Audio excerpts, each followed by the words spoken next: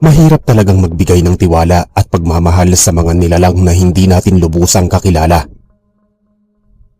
Inaakala natin na magiging maswerte na tayo sa pag-ibig, pero peligro at kamatayan pala ang naghihintay sa atin.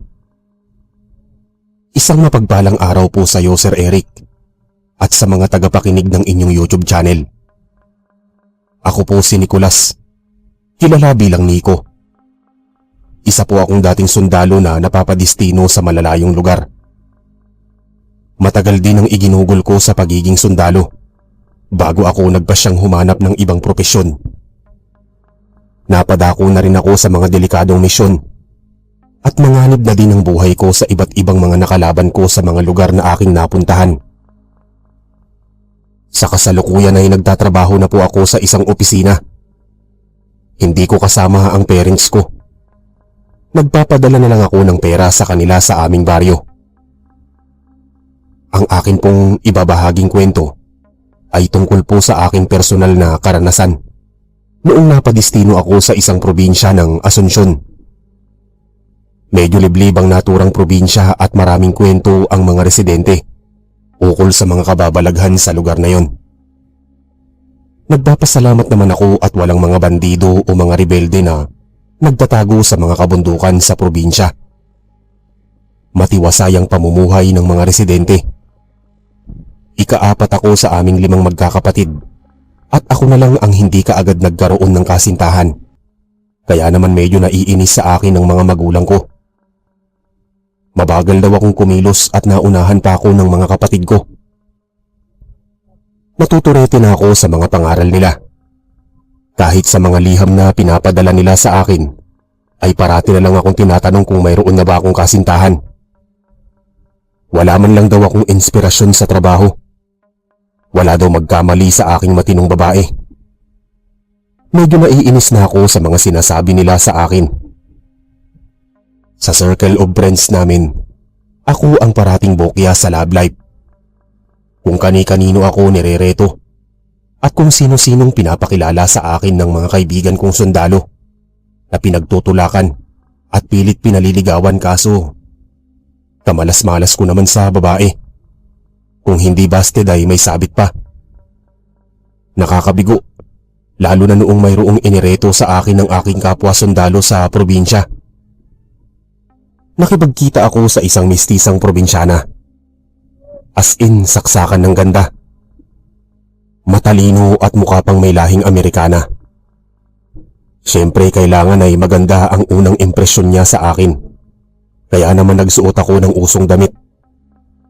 Nagpagwapo. Kaya lang ay may pagka-agresibo yung babae. Walang kaso sa kanya kung may mangyari sa amin. At mas gusto pa nga daw niya sa lalaki ang mabilis dumiskarte kaysa sa torpe. Parang nainsulto ako sa sinabi niya. Nasabi ko na hindi ako tulad ng iba na katawan lang at pakikipagniig ang hanap sa babae. Marunong akong rumispeto sa babae at hindi ako manggagamit. Ayun, hindi nakatagal sa akin at nagpahatid na sa kanilang bahay. Sa kasunod na araw ay umiiwas na siyang makipagkita o makipag-usap sa akin. Mukhang nainis at nadismaya pa siya. Ayaw niya pala sa lalaki yung maginoo. Mas gusto pala niya kapag binabastos siya. Hindi naman ako umaasa at hindi ko rin siya hinahabol-habol. Ayoko sa babae ang masyadong halata at halos ipagtulakan ng katawan para lang makipagniig. Kung maaari ay mas gusto ko pa ang babaeng kagalang-galang na pwede kong maipagmalaki sa pamilya ko. Sumubok ulit akong makipagkilala sa ibang babae. Hindi ako sumuko. Nagbabaka sakali ako na makikita ko na ang babaeng nakatadhana para sa akin. Gabi ng Huwebes. Wala naman kaming masyadong ginagawa sa barracks. Lumabas ako sa quarters namin at nag-ayos bago ako makipagkita sa panibagong babae. Isang doktora mula sa syudad ang babae at nagbabakasyon lamang sa probinsya. Inireto siya sa akin ng kaibigan kong si Bernard na may pagkababaero din kahit mayroon ng asawa. Siyempre nagpa-impress na naman ako at dinala ko si Doktora Winona sa kilalang kainan sa probinsya. Sa simula ay nagkwentuhan kami at tawanan. Kaya lang ay may dumating na lalaki. At sinabi sa akin ni Doktora Winona na sinusundo na daw siya ng kanyang nobyo. Napahiya ako at nanliit sa sarili ko. Hinayaan ko na lang siyang magpaalam sa akin. Ayun, katapos-tapusan wasak na naman ang puso ko at umuwi akong bigo sa aming barracks. Pero hindi naman sumama ang loob ko kay Bernard. Marahil ay kapalaran ko na hindi ako swertehin sa mga babae. Bokya na naman sa pag-ibig. Nagtanda na ako sa paulit-ulit kong kabiguan. Hindi pa siguro yun ang tamang oras para maghanap ako ng magiging syota ko. Masyado ko na yatang minamadali ang lahat. Kaya hindi na ako pumayag na makipagkilala at sumubok manligaw. Kahit panayang alok ng mga kasamahan kong sundalo. Paulit-ulit na lang kasi ang nangyayari. Bukod sa nag-aaksaya ako ng pera, ay nag-aaksaya din ako ng oras sa mga babaeng hindi naman interesado sa akin at tamang pangkwentuhan lang. Nag-focus ako sa trabaho. Naisip ko na kung magsisipag ako sa aming quarters at gagawin ng maayos ang mga pag-uulat at baka tumaas pa ang posisyon ko at mapalipat ako sa hindi liblib na probinsya katulad ng lugar na aking napuntahan. Naisip ko na kung dadating talaga ang nakatakdang babae ay hindi ko na mamadaliin at baka pumalpak na naman. Hindi ko na lang pinapansin ng mga katrabaho ko na panayang pang-aasar at pambibuisit sa buhay ko.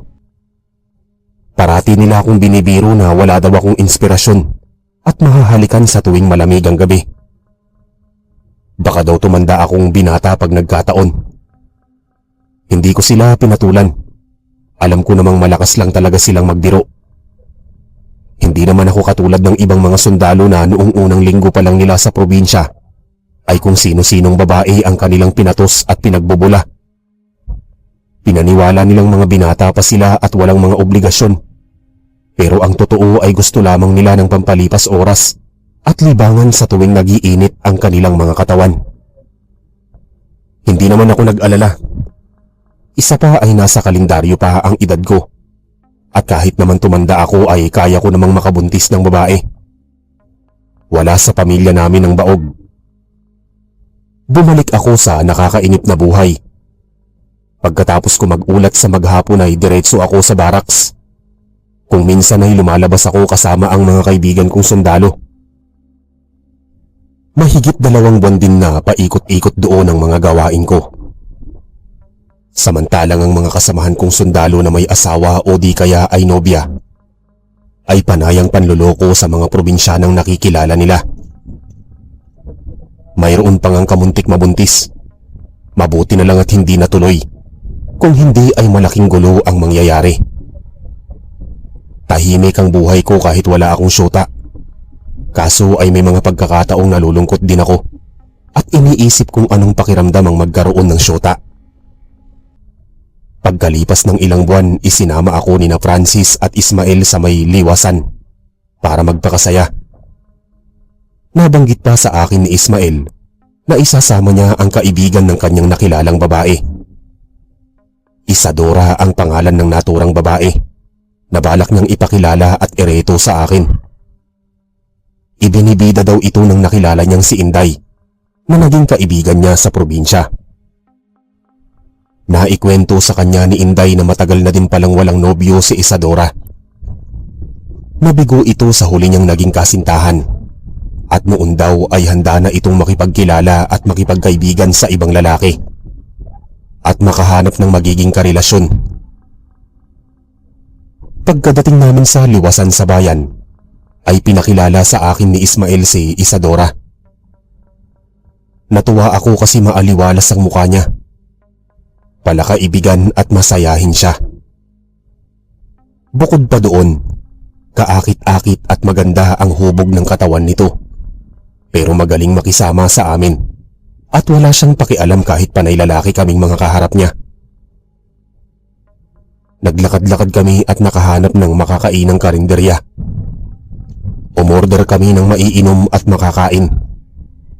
Ako na ang nagbayad sa aming mga kinain at nilibre ko sila. Panay ang pagkikwento ni Vince at pagbibida niya kay Isadora sa akin. Nabanggit niya sa akin mas makakabuti kung magiging malapit kami sa isa't isa ni Isadora. Wala naman daw masama dahil parehas kaming walang karelasyon. Mainam daw na maging magkaibigan kami at kilalanin namin ang bawat isa para magkapalagayang loob kami. Nagkatawanan naman kami ni Isadora at medyo nahiya ako sa inasal ni Ismael. Wala talagang preno ang bibig niya. Maya-maya ay dumating na ang mga order namin. Uminom at kumain muna kami bago kami muling nagkwentuhan. Makalipas ang ilang sandali ay naisipan ni na Francis at Ismael na lumabas na muna sa karinderya para makapagpahangin sa labas. Doon pa lang kami nabigyan ng oras ni Isadora para makapagsulong mag-usap. Nalaman ko na nanggawa pala siya ng mga kakanin. Nagsusulo siyang naninirahan sa probinsya samantalang nasa malayong lugar ang kanyang pamilya. Pansin ko na hindi halata sa kanya ang pagiging probinsyana. Hindi rin siya baduy manamit. Hindi man lang ako nailang sa kanya at hindi ko kailangang magpanggap at magpakapresko para lang magpapansin sa kanya. Masaya siyang kasama at talagang nag-i-enjoy ako. Ibang-iba siya sa mga babaeng nakilala ko. Magaan kaagad ang loob ko sa kanya. Matapos ang ilang minutong pag-uusap ay nagawa na naming lumabas sa karinderya. Namasyal kami sa bayan at kahit kasama ko pa ang dalawa kong kaibigang sundalo, ay hindi naman yung nakaabala sa amin ni Isadora. Nag-enjoy kami at talagang nawala lahat ng pagod at stress ko sa trabaho. Maganda nga palang mamasyal paminsan-minsan. Nakaka-relax ng isip at katawan. Pasado 2:00 ng hapon ay medyo umiinit na ang paligid, dulot ng matinding sikat ng araw. Hindi nagtagal ay nagkayayaan na rin kaming umuwi para makapagpahinga. Nagkusa akong ihatid si Isadora sa kanyang bahay. Gusto ko rin namang malaman kung saan siya nakatira. Mayroon naman akong dalang pera kung sakali kaming sumakay sa jeep o tricycle. Para-paraan ko na rin para makapanligaw sa kanya. Lalo pa akong pinagtulakan ni na Francis at Ismael kay Isadora bago sila magpaalam at umalis. Mamamasyal pa sila sa bayan bago bumalik sa quarters namin. Pumayag si Isadora sa alok ko. Mukhang may tiwala siya sa akin. Kaya naman noong may humintong tricycle ay kaagad na kaming sumakay. Kaya lang ay bigla namang umulan. Marami pa kaming napagkwentuhan at di ko namalayan na kahit may kalayuan ng kanyang bahay. Napansin ko pa na habang tumatagal ang aming biyahe ay medyo nagiging masukal at matatalahib ang aming mga nadadaanan. Hindi nagtagal ay huminto ang tricycle. Nagsalita ang driver at tinuro na lang sa akin ang aming lalakarin. Hindi na daw siya makakadiretso sa aming pupuntahan. Naramdaman ko na parang mayroong kinatatakutan ng driver, pero hindi ko na lang siya pinansin. Iniabot ko sa kanya ang bayad at bumaba kami ni Isadora sa tricycle. Nagpasalamat ako sa driver pero pasimple niya akong binulungan. Naaabangan daw niya akong makalabas sa kasukalan at ihahatid daw niya ako pabalik kung saan man ang quarters ko. Nagpasalamat ako sa kanya at mabilis siyang nagpaharurot ng tricycle. Naglakad-lakad kami ni Isadora at napansin ko na nakatira siya sa isang masukal na kakahuyan. Doon mismo sa isang maliit na kubo na halos walang masyadong malalapit na kabahayan. Masayang-masayang nagpasalamat sa akin si Isadora sa paghahatid ko sa kanya. Niyaya pa niya akong pumasok sa kanyang kubo at paghahanda niya ako ng panghimagas bago pa daw ako bumalik sa aming quarters. Kaya lang ay tumanggi ako. Sumagi sa isip ko ang naghihintay sa aking tricycle driver. Ngumiti ako at nangako kay Isadora na sa susunod na pagkakataon ay pauunlakan ko ang kanyang imbitasyon. Ngumiti pa sa akin si Isadora bago kumaway-kaway. Naglalakad na ako sa kasukalan at talagang kinikilig ako sa mga pinakita niya sa akin. Kakaiba si Isadora sa lahat ng mga babaeng nakilala ko. Hindi siya maarte at hindi reklamador. Mukha din siyang palaban at magaling makisama. Gumaan talaga ang pakiramdam ko sa kanya. Nang makarating ako sa may bukana ay natagpuan ko ang driver. Inutusan na niya akong pumasok sa loob ng tricycle. Sumakay ako at mabilis na umandar ang tricycle. Sinabi ko sa driver ang naturang lokasyon ng quarters namin at tumalima siya sa akin. Nagpakilala siya bilang si Mang Elias. At nabanggit niya na maraming napapabalitang mga nangangawalang tao sa Kasakulan. Kaya pinaniniwalaan ng mga residente na mayroong aswang sa lugar na yun. Pinayuhan niya ako na sa susunod ay wag na rin magtutungo sa Kasukalan para maghatid ng babae. At baka sa susunod ay ako naman daw ang mawala. Nagpasalamat naman ako sa malasakit niya sa akin. At noong makarating ako sa quarters, ay iniabot ko ang pamasahe at nagmadali akong pumasok sa loob. Kinakantsawan ako ni na Francis at Ismael. Tinanong pa nila ako kung nakahalik man lang daw ako kay Isadora. Sinaway ko sila at sinabing hindi si Isadora ang tipo ng babae na binabastos at madaling makuha. Pinagtawanan pa nila ako at sinabing bulok na daw ang estilo ko.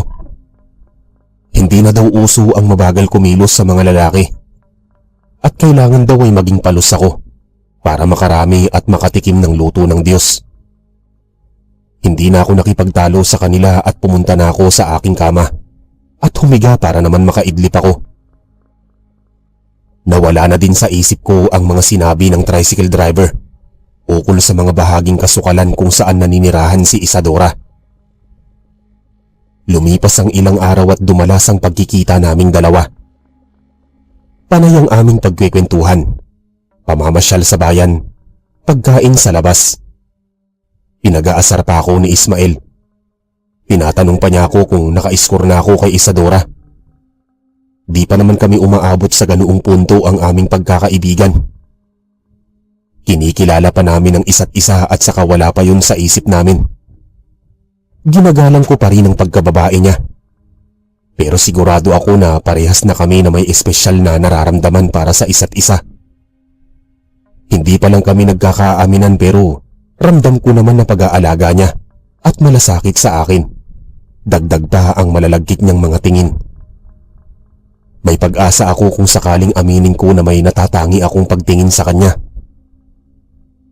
Minsan na niyang nasabi sa akin na plano niyang umuwi muna sa baryo para naman makasama ang kanyang pamilya. At naisip niya akong isama kaso ay hindi pa ako makatsyempo sa pag-alis dahil tambak ako ng trabaho sa quarters. At baka mapagalitan pa ako ng nakatataas sa amin kapag bigla na lang akong pumuslit o di kaya ay magpaalam na aalis ng ilang araw. Pero nangako ako sa kanya na kapag lumuwag ang schedule ko ay sasamahan ko siyang magbakasyon sa kanilang lugar. Gusto ko na rin na formal na magpakilala sa kanyang pamilya. Sumapit ang gabi ng Linggo. Araw yon ng aking pamamahinga. Pagagaling namin ni Isadora sa pamamasyal at inihatid ko siya sa Vanessa sa kanyang kubo. Noong mga sandaling yon, inalok na naman niya akong pumasok sa loob ng kubo para naman maipagtuloy namin ang masayang kwentuhan. Sa totoo lang ay maagap pa naman, kaya pinagbigyan ko na siya. Sa unang pagkakataon ay nakapasok ako sa loob ng kubo. Hindi ko malaman pero amoy usok sa loob at parang medyo malamig. Yun bang pakiramdam na may mahinang aircon sa paligid? Niyaya niya akong magkape at magmerienda pero hindi na ako kumain kasi busog pa ako sa kinain naming mga pagkain sa labas. Maya-maya ay binuksan niya ang isang radyong di baterya at nakinig kami ng mga romantikong awitin. Sumasabay kami sa awitin at hindi naming maiwasang hindi magkatinginan. Lalo na akong kinakabahan habang tinitignan ko si Isadora. Pansin ko na parati siyang blooming tuwing magkasama kami. Kakaiba ang tibok ng puso ko para kay Isadora. Maya-maya ay may naisip akong ideya. Malaking pagkakataon na yun para masabi ko kay Isadora ang totoo kong nararamdaman. Tamang-tama na nagsusulo kami at walang istorbo. Hindi nagtagal ay nag-ipon ako ng lakas ng loob. Inamin ko sa kanya na matagal na akong may paghanga sa kanya. At habang tumatagal ay nai-inlove na din ako dahil kakaiba siya sa lahat ng mga babaeng nakilala ko. Hindi siya ang tipo ng babae na dapat lokohin at sinasaktan. Seryoso siyang tumingin sa akin at namumula ang kanyang pisngi. Hinawakan ko ang mga kamay niya at hinalikan. Pagkatapos ay sinabi ko sa kanya na mahal ko siya. Bahala na kung mabasted na naman ako. Basta at nasabi ko sa kanya ang nararamdaman ko. Paglipas ng ilang minuto ay binitawan ko ang mga kamay niya. Lumapit siya sa akin. Nangusap si Isadora. Nabanggit niya sa akin na sa tagal naming magkasama ay na-develop at na-inlove na din siya sa akin. Ramdam niya ang pagiging totoo ko at maginoo. Maalaga at nakakasigurado siya na ligtas siya sa tabi ko. Kaya naman hindi ko inaasahang marinig mula sa kanya na mahal din niya ako. Hinawakan niya ako sa muka at naglapat ang mga labi namin. Napakainit ng kanyang mga halik at talagang tinamaan ako ng husto. Ang lakas ng tibok ng puso ko at hindi ko mapigilan na mapayakap sa kanya. Enjoy na enjoy siyang hawakan ako sa buhok ko pababa sa batok ko. Mapusok na ang mga tagpong yun at talagang nagpadala na ako sa aking nararamdaman. Kung may mangyari man sa amin ay hindi ako magsisisi. Pananagutan ko siya kung sakaling mabuntis ko siya. Hindi na rin naman ako bumabata. Pwede na din akong mag-settle down at marami na akong ipon at naipundar. Matagal ko na rin pinapangarap na magkaroon ng nobya at makakasama sa buhay. Maya-maya ay naramdaman ko na tumigil na siya sa paghalik at bumaba siya sa may bandang liig ko. Lalo ko pang naramdaman ang nakakapaso niyang labi. Hinayaan ko lang siya sa kanyang ginagawa. Kaso ay may kung anong matulis na bagay ang tumutusok sa liig ko at parang bumabaon sa laman ko. Bumababa yun patungo sa aking balikat. Hindi ko napigilan at naitulak ko siya. Nagulat ako at nanlaki pa ang mata ko. Kasabay pa na kumidlat sa labas ng bahay. As in dumagundong at parang nag-vibrate sa paligid. Biglang umulan ng malakas. Takot na takot ako nang makita ko siyang mayroong matutulis na mga pangil. Mapupula ang mga mata at mahahaba ang kuko. Sumimoy pa ang kakaibang mabahong amoy. Narinig ko siyang umangil. Napamura ako at nakita ko mismo na naging isa siyang mabangis na aswang. Nagimbal at namilog ang aking mga mata. Umiwas ako sa kanya pero panay ang pag-atake at paglapit niya sa akin. Inihagis ko ang anumang bagay na mahawakan ko mula sa may lamesa at tumama sa mukha niya, kaya lalo siyang nagalit sa akin. Nadampot ko pa ang tasa na paglalagyan sana ng kape sa lamesa at ipinukpok ko sa ulo niya. Saka ako patakbong pumunta sa pinto. Pinihit ko ang seradura at kamuntik pang hindi mabuksan. Stress at nagpapanik na ako. Ayoko pang mamatay sa mga oras na yon. Dumukot ako sa bulsa at nakapako ang isang kutsilyo. Inilabas ko yun at iwinasiwas upang hindi siya makalapit sa akin. Bago pa siya makalapit at makagat ako sa iba pang bahagi ng aking katawan, ay nakalabas ako ng bahay. Nadapa pa ako bago makarating sa daan kung saan may natanaw akong tricycle sa di kalayuan. Tumakbo ako ng mabilis at noong makalapit ako ay kaagad kong kinausap ang driver. Dali-dali akong pumasok sa loob at pinaandar ng driver ang makina ng sasakyan. Akala ko ay mamamatay na ako ng mga oras na yon. Buti na lang at umandar ang tricycle. Pinaharurot ng driver ang tricycle at mabilis akong umalis dun sa lugar bago ako maabutan ni Isadora. Pagka-uwi ko ay inabutan ko na natutulog na ang mga kasamahan kong sundalo. Maingat akong kumilos at naisipan kong magdasal. Himala, noon lang ulit ako nagdasal tapos ng ilang minuto ay nakapag-isip ako ng maayos at bumalik sa normal ang tibok ng puso ko. Nakatulog na ako sa kama at hindi na nakapagpalit ng damit. Tsaka hindi na rin ako nakapagsipilyo. Kinabukasan pagkatapos ko makapag-report ay kinumpronta ako si Ismael at kamuntik pa kaming magkainitan. Inawat kami ng mga kapwa namin sundalo at nakaabot pa yon sa nakatataas sa amin. Pinag-usapan at pinagbati kami ng senyor naming kapwa sundalo. Naayos naman ang gusot sa pagitan naming dalawa. Pero sa pagsapit ng hapon ay sinimplihan niya akong senyasan na wag munang lumabas ng quarters at may mahalaga kaming pag-uusapan. Hindi nga ako lumabas. Inintay ko si Ismael na makatapos sa mga report bago niya ako kinausap sa isang tabi na wala sa aming nakakapansing ibang sundalo. Ipinagtapat ko sa kanya ang mga nangyari. Matapos kong magsalaysay ay hinayaan ko naman siyang makapagpaliwanag sa akin. Nabanggit niya na wala siyang alam sa pagiging aswang ni Isadora. Wala naman daw sinasabi sa kanya si Inday. Kung alam lamang daw niyang aswang si Isadora ay hindi sana niya irereto ito. Pero wag daw akong mag-alala. May nakilala daw siyang magaling na albularyo sa lugar na yun na pwedeng makatulong sa akin para malabanan ko si Isadora kung sakali man na umatake ito sa akin. Nasabi ko kay Ismael na nag-aalala ako at baka balikan ako ni Isadora. Gusto ko na sana siyang kalimutan. Parang nawala lahat ng paghanga at napalitan ng pagkadismaya at pagdududa ko kay Isadora nang malaman ko na isa siyang aswang at kayang-kaya niya akong patayin. Pumayag ako sa pagpunta namin sa albularyo sa araw ng aming pamamahinga. Pabor pa nga kasing mabibigyan pa ako ng payo sa dapat kong gawin kay Isadora. Tanghali ng Huwebes, pumunta kami sa isang kubo malapit sa bayan ni Ismael at pinakilala niya sa akin si Mang Bino na isang magaling na albularyo. Sinabi namin sa kanya ang naging engkwentro ko sa isang aswang. Humingi kami ng tulong kung paano ko siya malalabanan kung sakaling sumugod siya sa apartment at binigyan naman niya kami ng sagot. Nabanggit niya na kung sakaling balikan ako ng aswang ay kinakailangan kong maghagis ng asin o wisikan ng kalamansi upang maitaboy ang aswang. Pero mabisa din ang buntot pagi at isang botelya ng lana na pwedeng maihampas sa aswang. Siguradong masusunog ang balat nito. Ibinigay niya sa akin ang buntot pagi, samantalang ang botelya ng lana ay binigay niya kay Ismael. Nagkatinginan kami ni Ismael pero nagpasalamat kami kay Mang Bino pagkabigay niya sa amin ng mga pangontra sa aswang.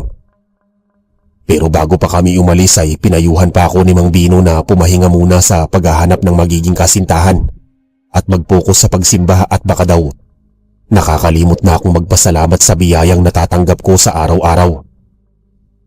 Alam daw niya ang halukay ng bituka ng mga sundalo at kung hindi man daw ako katulad ng mga babaero kong katrabaho ay isantabi ko na muna ang mga babae at hindi yun makakatulong para masabing masaya ako sa aking buhay.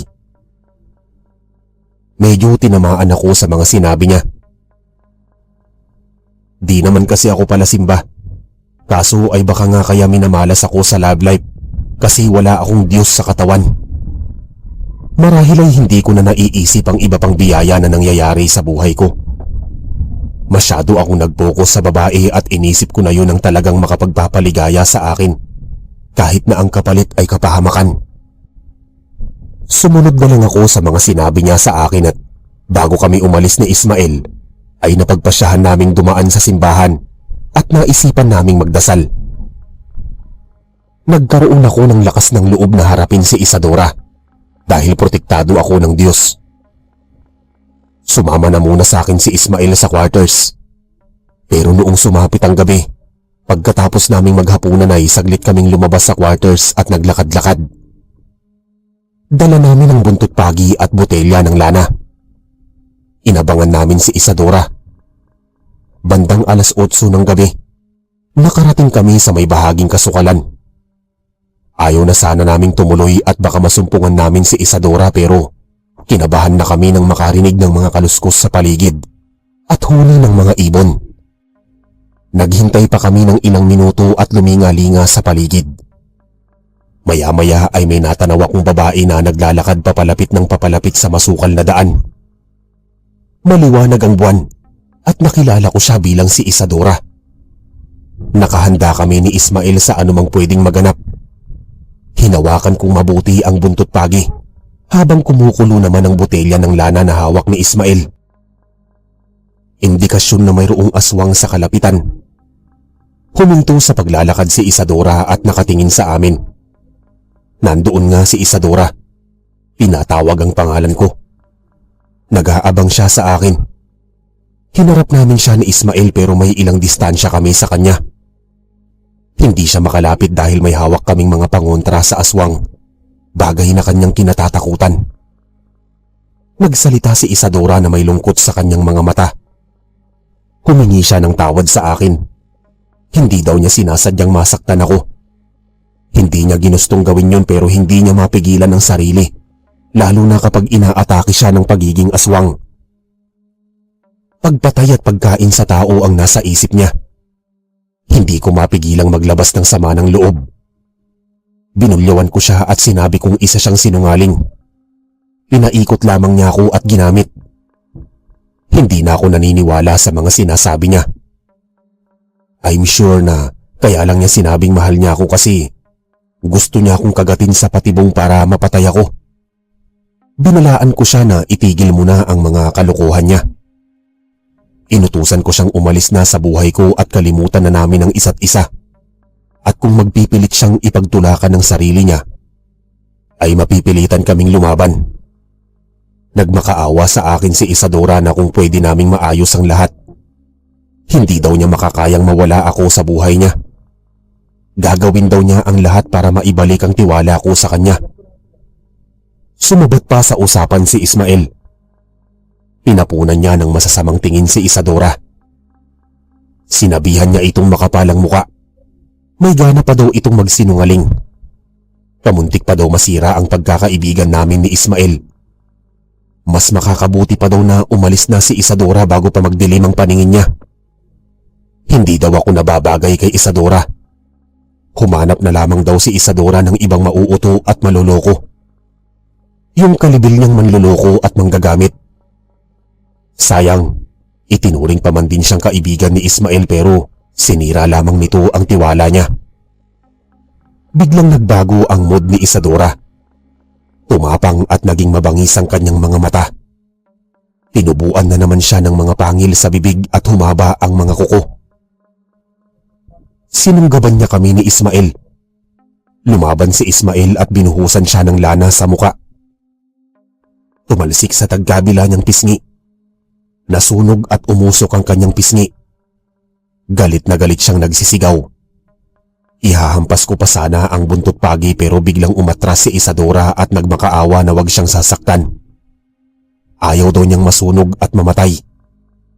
Kahit sunog na sunog ang mukha ni Isadora ay kinausap pa niya ako. Paulit-ulit siyang humingi sa akin ng tawad. Sa totoo lang, natakot siya na ipagtapat sa akin na isa siyang aswang at baka lumayo ang loob ko sa kanya.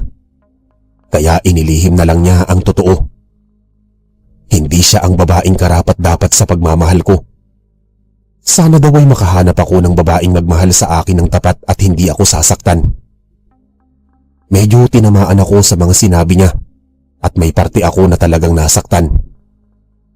May space pa nga siya sa puso ko. Humingi rin ako ng tawad sa kanya kung umabot kami sa punto na kailangan naming magkasakitan. Mahal na mahal ko siya pero niloko pa rin niya ako. Nagpasalamat ako sa maiksing panahon na napasaya niya ako at naramdaman ko ang pagmamahal niya sa akin. Siguro nga ay walang forever sa aming dalawa at kailangan na rin naming kalimutan ng isa't isa. Hindi pa natatagalan ay nagpaalam na si Isadora at hinayaan namin siyang umalis. Kahit paano ay nasaktan ako. Napaiyak ako pero mabilis lang. Mahirap din pala yung ganong part. Napamahal na din kasi si Isadora at matagal-tagal din pinagsamahan namin. Kaya lang ay wala na akong magagawa kundi magpaalam din sa kanya para sa ikabubuti naming lahat. Maya-maya ay nakarinig kami ng kulog at kidlat. Mukha pa yatang uulan kaya nagmamadali na kaming lumakad at humanap ng lugar na masisilungan. Ewan ko ba kung bakit sa tuwing nakakasama ko si Isadora ay parating umuulan. Parang naka-schedule na ang ganong panahon kapag dumarating siya. Maya-maya ay mayroon kaming natanaw na jeep. Mabilis kaming tumakbo at sumakay sa loob ng jeep. Mga halos kalahating oras kami bago nakarating sa quarters. Eksaktong pagkapasok namin ni Ismael sa loob ng quarters ay saka palang bumuhos ang malakas na ulan. Kaya naman masarap at malamig ang pagtulog namin sa magdamag. Sa mga sumunod na araw ay bumalik ako sa dating ordinaryong boring na buhay. Nagpakaabala ako sa trabaho para makamove on. 3 bagay lang ang iniikutan ko: quarters, trabaho at mga kaibigan. Mas matindi pala ang inabot kong heartbreak kay Isadora kaysa sa mga nakilala kong mga babae. Parati ko na kasi siyang nakakasama noon. Inakala ko pa na siya na ang babaeng panghabang buhay pero hindi pala. Kaya mahirap talagang umasa. Lumipas ang 1 buwan at nakabawi na din ako. Nadistino ako sa isa pang probinsya pero hindi na yon katulad ng napuntahan kong probinsya. Hindi ko na lang binibigyan ng atensyon kapag naikikwento ng mga katrabaho ko ang kanilang mga nobya. Hindi na ako naiinggit sa kanila. Nakontento akong walang nobya. Hindi na rin ako sumubok na makipagkilala sa kung kani-kaninong babae. Nawalan na talaga ako ng gana. Hindi na muna yun ang priority ko. Sumisimba na din ako tuwing araw ng linggo. Natuto ako ng iba pang mga dasal gamit ang rosaryo. Kaso noong tumagal ay nasurpresa ako. Blessing in disguise yata ang ibinigay ni Lord. Pero okay na rin kasi narinig din niya ang mga hiling ko. Mayroon akong nakilalang probinsyana na nagngangalang Felicidad, na anak ng mayor. Naging malapit kami sa isa't isa at nakilala rin ako ng kanyang pamilya. Parehas kaming nagkakasundo sa lahat ng bagay at madalas pang nagsasabihan ng mga problema namin sa buhay. Inaasar pa ako ng iba kong katrabaho. Naisip pa ni Ismael kung bakit daw hindi ko ligawan si Felicidad. Total, nakilala na namin ang isa't isa at saka palagay ang mga loob namin. Naisip ko na may punto din naman si Ismael. Walang masama kung ligawan ko siya dahil binata naman ako. At least ay kilala ko siya at may assurance ako na pwedeng maging kami. Kaya sinubukan kong manligaw. Hindi naman suplada si Felicidad at open-minded din siya. Tanggap niya ako kung anong mayroon ako. Hinayaan niya akong manligaw at formal na magpakilala sa kanyang mga magulang at mga kapatid. Hindi nagtagal ay nakamit ko na ang matamis niyang oo at naging magkasintahan kami. Nagbakasyon pa nga kami sa aking probinsya para maipakilala ko sa mga magulang ko. Boto sila sa amin kaya wala na rin naging problema. Inabot din kami ng ilang taon sa aming relasyon bago kami nagpakasal at nagkapamilya. Hanip din kung magbigay ng biyaya si Lord. Imagine, binigyan niya ako ng maraming rejection sa mga babae. Naka-encounter pa ako ng kampon ng lagim bago pinakilala sa akin ang magiging future wife ko. Pero masaya ako sa naging destiny ko. Talaga lang nagtanda ako sa natatakot kong karanasan sa aswang. Sa ngayon ay mayroon na kaming 3 anak. Masaya na rin ako at kontento sa aking trabaho. Wala akong pinagsisisihan kung umalis man ako sa pagiging sundalo. Ang mahalaga ay nagkaroon ako ng simple at kumpletong pamilya. Dito po nagtatapos ang aking kwento.